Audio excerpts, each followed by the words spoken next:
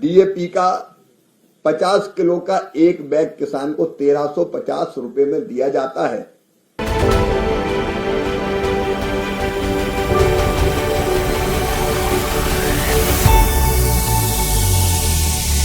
एक फैसला बड़ा हुआ है किसानों के हक में। डीएपी, डाई अमोनियम फास्फेट, किसानों को रियायती दरों पर उपलब्ध कराया जाता है। डीएपी का 50 किलो का एक बैग किसान को 1350 रुपए में दिया जाता है, जबकि इस साल उसकी वास्तविक लागत थी 2433 रुपया, मतलब लगभग 1083 रुपया की सब्सिडी सरकार अभी देती है। इस बार पहले से डीएपी का भंडारण कर लिया जाए, देर ना हो, समय पर किसान को डीएपी दिया जा सके। पिछले साल अंतर्राष्ट्रीय परिस्थितियों के कारण रेड सी में और बाकी जगह जैसी परिस्थिति थी तो दूसरे रूट से घूम के आना पड़ा, तो जहाज आने में देर लगी, खर्चा भी बढ़ा, और इसलिए सरकार ने पहले से तय कर लिया है कि हम अग्रिम भंडारण डीएपी का करने के लिए व्यवस्था करेंगे, समय पर इंपोर्ट करेंगे और 3850 करोड़ रुपया के आवश्यक बजट की भी उसके लिए व्यवस्था की है। इससे किसानों को सस्ता और समय पर डीएपी उपलब्ध हो सकेगा। इस साल विशेषकर मैं 6 महीने की बात करता हूं, किसानों के हित में अनेकों फैसले मोदी सरकार ने लिए हैं। आपको ध्यान होगा 18 जून को चुनाव के परिणाम के बाद अगर सबसे पहला कार्यक्रम कोई प्रधानमंत्री जी का हुआ था तो वाराणसी में, और वहां 9 करोड़ 26 लाख किसानों के खाते में 20,000 करोड़ की किसान सम्मान निधि की 17वीं किस्त भेजी गई थी। मोदी जी के नेतृत्व में ही 2817 करोड़ रुपए के कुल निवेश वाले डिजिटल कृषि मिशन की मंजूरी दी गई है। फिर राष्ट्रीय खाद्य तेल मिशन, जिसमें 10,103 करोड़ रुपया खर्च होगा, उसको भी स्वीकृति दी गई है। कच्चे तेल पर जो आयात शुल्क 0% था वो बढ़ा के प्रभावी रूप से 27.5% कर दिया गया है, ताकि हमारी तिलहनी फसलों के रेट ठीक रेट किसानों को मिल सके। और रिफाइंड तेल पर तो ये आयात शुल्क बढ़ा के 35.75% कर दिया गया, 35.75%। चावल के, बासमती चावल के निर्यात से 950 अमेरिकी डॉलर प्रति टन का न्यूनतम निर्यात मूल्य हटाया गया। गैर बासमती सफेद चावल पर भी 490 अमेरिकी डॉलर प्रति टन निर्यात मूल्य था, वो भी हटा दिया गया। और उबले चावल, भूसी वाले चावल, इन पर भी निर्यात शुल्क 10% था, वो घटा के 0 किया गया। प्याज पर भी 550 अमेरिकी डॉलर प्रति टन निर्यात मूल्य था, वो हटा दिया गया। तो एक नहीं, ऐसे अनेकों फैसले सरकार ने किए। भाजपा सरकार ने 61 फसलों की 109 नई किस्में किसानों को समर्पित की, जो जलवायु अनुकूल थी। बेहतर उत्पादन किसान कर सके, इसके लिए उन्होंने ये फैसला किया था। और इन्हीं फैसलों का परिणाम है कि देश में 23-24 के लिए जो अंतिम अनुमान था खाद्यान्न उत्पादन का, वो 332.2 मिलियन टन पिछले 22-23 के मुकाबले काफी अधिक है। पहले 329.7 मिलियन टन था, उससे 2.6 मिलियन टन अधिक है। कैबिनेट ने एक पीएम आशा कार्यक्रम भी अनुमोदित किया है, जिससे अगर फसलों के कीमतों में उतार चढ़ाव हो तो अन्नदाता आय संरक्षण अभियान के अंतर्गत किसानों को ठीक दाम देने के लिए हम बाजार में हस्तक्षेप कर सकें। सरकार सीधी खरीदी भी, जैसे भी सोयाबीन की चल रही है, वो सीधी खरीद भी कर रही है, और अगर राज्य चाहे तो भावांतर भुगतान के माध्यम से भी ये खरीद हो सकती है। उस फसल बीमा योजना के लिए जितनी धनराशि की आवश्यकता है,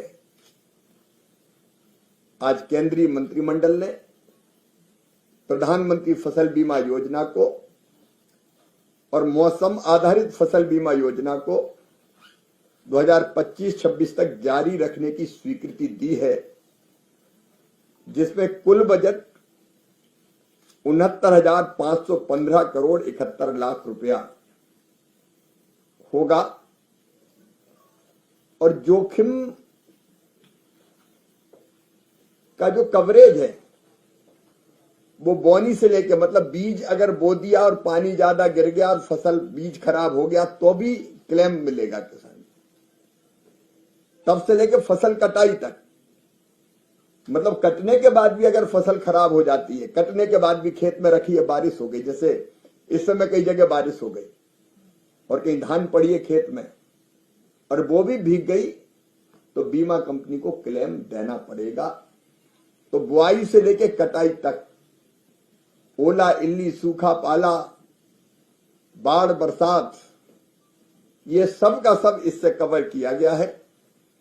और मुझे बताते हुए खुशी है कि पिछले साल 8 करोड़ से ज्यादा आवेदन किसानों के आए और 4 करोड़ से ज्यादा किसानों को इस योजना का लाभ मिला।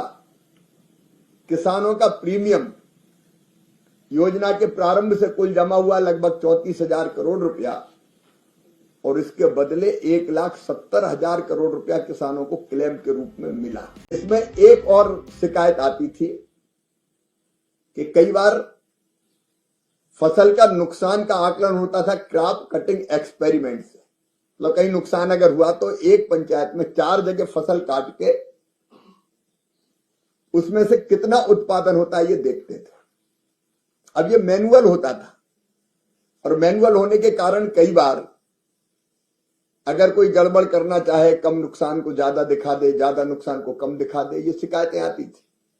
इसलिए तय किया गया कि अब फसल बीमा योजना के नुकसान के आकलन में टेक्नोलॉजी का उपयोग किया जाएगा।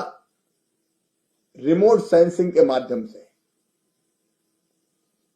जो नुकसान होगा